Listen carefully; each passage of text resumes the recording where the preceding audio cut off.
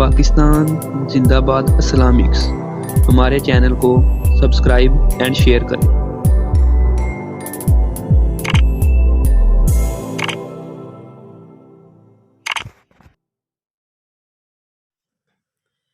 آج میں آپ کے سامنے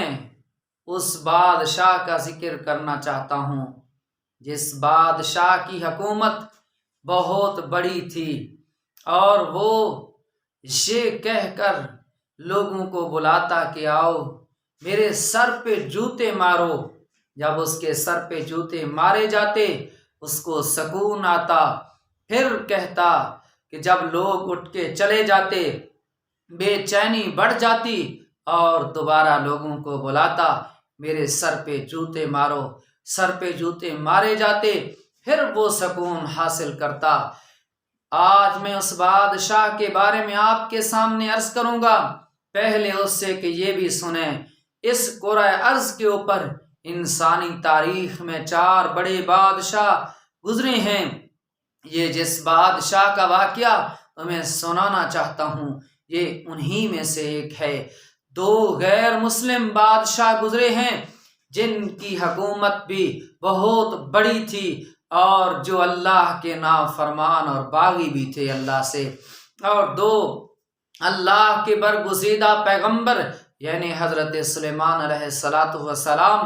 یہ بھی بہت بڑے بادشاہ، صرف انسان نہیں جنات پہ بھی ان کی حکومت تھی، ہوا پہ بھی ان کی حکومت تھی۔ یہ بھی شرق سے لے کر غرب تک کے بہت بڑے بادشاہ گزرے ہیں۔ اور اسی طریقے سے حضرت ذوالقرنین علیہ السلام، یہ بھی اللہ کے برگزیدہ پیغمبر جن کا جہاں سے سورج طلوع اور غروب ہوتا ہے ساری زمین پہ ان کی حکومت رہی ہے۔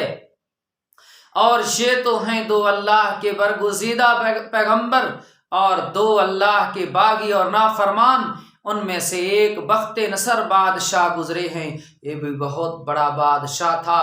اور اس نے بھی بہت بڑی تباہی مچائی تھی۔ انہی میں سے ایک بادشاہ نمرود بھی گزرا ہے جو حضرت ابراہیم علیہ السلام کے مقابلے کے اندر کھڑے ہو گئے اور ربوبیت کا اعلان کیا، کہا کہ میں ہی تو تمہارا خدا ہوں۔ یہ بادشاہ بھی ہے کہ جس نے اس صحن کے مطابق بہت بلند دیوار بنائی اور اس کے اوپر چڑھ جاتا اور کہتا ابراہیم جس اللہ کے لیے تم ہمیں دعوت دیتے ہو دیکھو تو صحیح، آسمان کی طرف جو بنا سکتا تھا بلندی بنا کر، پھر وہاں چڑھ جا کر تیروں کا رخ آسمان کی طرف دے کر کہتا کہ ابراہیم دیکھو جس اللہ کو تم ماننے کے لیے کہتے ہو میں تو اس کے ساتھ تیروں کا مقابلہ کر رہا ہوں۔ یہ اس درجے کا متکبر بادشاہ تھا، غرور سے بھرا جسم۔ اللہ تو ہر متکبر کو خاک میں ملا دیتا ہے جو کہتا تھا میری فوج کی گنتی کون کر سکتا ہے، میرے عملے کی گنتی کوئی نہیں کر سکتا، اتنی بڑی فوج میرے پاس ہے، اتنا بڑا عملہ میرے پاس ہے اور میری حکومت کو کوئی ہلا نہیں سکتا۔ وحدہ لا شریک، اس کائنات کے بادشاہ حقیقی نے، اس کائنات کے بادشاہ نے، اس کائنات کے مالک حقیقی نے، جس کی حکومت زمین و آسمان پر ہے، جس کی حکومت پوری کائنات پہ ہے، جس کے قبضہ قدرت میں ایک ایک ذرہ ہے، درخت کا پتا بھی اس کی مرضی اور اجازت کے بغیر نہیں گر سکتا۔ اس اللہ نے اس بادشاہ وقت کو ذلیل کرنے کا جو انتظام کیا، اتنا بڑا متکبر بادشاہ جو خدا کے لیے اللہ کے لیے کہتا کہ میں تو تیر اللہ کے طرف مار رہا ہوں، لیکن اسی اللہ نے پھر بربادی کا انتظام اس طریقے سے فرمایا۔ ایک مچھر کو حکم کیا، وہ مچھر اڑتا ہوا آیا، اس کا ایک پر بھی نہیں تھا، اس کے ناک کے راستے سے دماغ پہ چلا گیا اور جا کر وہاں جب وہ پر مارتا اس کو تکلیف ہوتی، یہ بے چین ہو جاتا تھا، پھر لوگوں کو بلاتا میرے سر کے اوپر مارو۔ جب اس کو مارا جاتا سر کے اوپر، جب بار بار